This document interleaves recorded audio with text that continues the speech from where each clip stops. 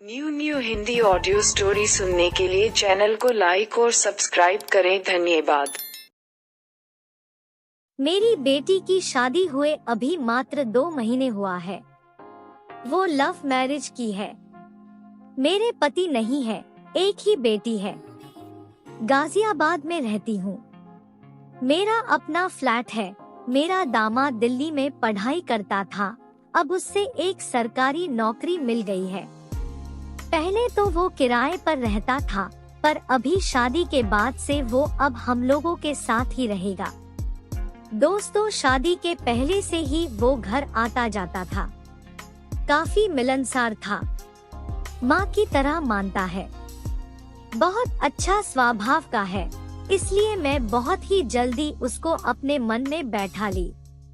कभी लगा ही नहीं कि मेरे से अभी हाल की जान पहचान है, इसलिए वो मुझसे काफी मिल गया था। और जब से शादी हुई है तब से वो और भी ज्यादा दुलार बनने लगा है। जब भी कहीं बैठती थी वो लेट जाता था मेरी गोद में, सर रख देखा था, और मेरी बेटी को भी ये सब अच्छा ही लगता था। वो कहती थी, देख माँ, तेरा लाडला आ गया है। पर उस दिन तो गजब हो गया दोस्तों, जिस दिन मेरी घपाघप उसने की थी। मेरी बेटी एक ऑफिस में काम करती है, वह मार्केटिंग मैनेजर है। काफी अच्छी सैलरी है, कंपनी के काफी फैसिलिटी दी है उससे, इस वजह से काम भी उससे ज्यादा ही करना पड़ता है। एक दिन वो सुबह ही ऑफिस के लिए तैयार हो गई और 8 बजे ही वो ऑफिस चली गई। दामाद का नाम राज है, तो राज लेट उठा था।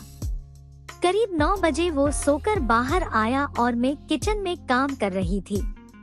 वो आकर पीछे से पकड़ लिया। मैं उस समय रोटी बना रही थी। वो आकर पीछे से पकड़ लिया और कहने लगा, मम्मी जी आप इतना काम क्यों करते हो? तो मैं बोली, क्यों, आज मेरी छुट्टी है क्या? आज तेरी छुट्टी है पर मेरी नहीं, और मैं रोटी बेलती रही। फिर वो अपना सर मेरे कंधे पर रख दिया और बोला, मम्मी जी आप बहुत ही ज्यादा अच्छी माँ हो। तो मैं बोली, वो तो मैं हूँ ही। फिर वो बोला, आप बहुत ही खूबसूरत हो। तो मैं बोली, 38 साल की हो गई हूँ, अब खूबसूरत नहीं हूँ। तो वो बोला, नहीं नहीं, आप बहुत ही ज्यादा खूबसूरत हो। और धीरे धीरे वो चिड़ियारानी से सट गया। धीरे धीरे पप्पू खड़ा हो गया, जो मुझे महसूस हो रहा था। पहले तो अच्छा नहीं लगा था, पर एक पप्पू सटते ही बदन में हलचल होने लगी। मैं बोली, क्यों, राधिका खुश नहीं करती है क्या? वो बोला, वो तो मेरी बीवी है, रोजाना एक ही चीज को पेल बोर हो गया हूँ। तो मैं बोली, मारूंगी ऐसा बोलेगा तो। वो तुम्हारी बीवी है? तो वो बोला, मैं तो मजाक कर रहा था, वो बहुत ही अच्छी है। और फिर पीछे से आगे हाथ करते हुए धीरे धीरे वो मौसमी पर आ गया। मैं कुछ नहीं बोल पाई, क्योंकि ये सब अच्छा लग रहा था। 10 साल हो गए हैं, तो आप खुद सोचिए, एक महिला जो जवान है और उसको पप्पू नहीं मिले तो क्या हाल होगा। वही मेरे साथ ही हुआ। मैं अपने आप को संभाल नहीं पाई और लंबी सांसें लेने लगी। मैं रोटी बनाना छोड़ दी और हाथ पर हाथ रख दी। उस समय उसका हाथ मौसमी पर था। वो समझ गया कि मैं तैयार हो गई। खड़ी रही और फिर रसोई का स्लैब पकड़कर झुक गई। साड़ी ऊपर कर दी, पप्पू निकाला और चिड़ियारानी पर पेल दिया। चिड़ियारानी टाइट थी। घपाघप हुए 10 साल हो गया है, इसलिए फिर से अपनी जगह में आ गया है, इसलिए टाइट है। अब मैं खुलकर घपाघप चाहती थी।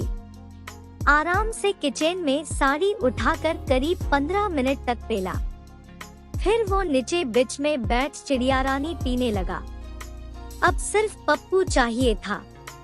पप्पू प्यासी चिड़ियारानी में रखा और आहिस्ता आहिस्ता पप्पू पेलने लगा। पप्पू अंदर दाखिल हो गया।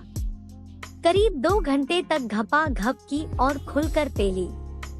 उस दिन के बाद से रोजाना घपा घप करते हैं। पर एक गलती हो गई है। आज तक बिना छतरी के ही चिड़ियारानी पेलाई हूँ, तो लगता है मैं पेट से हूँ।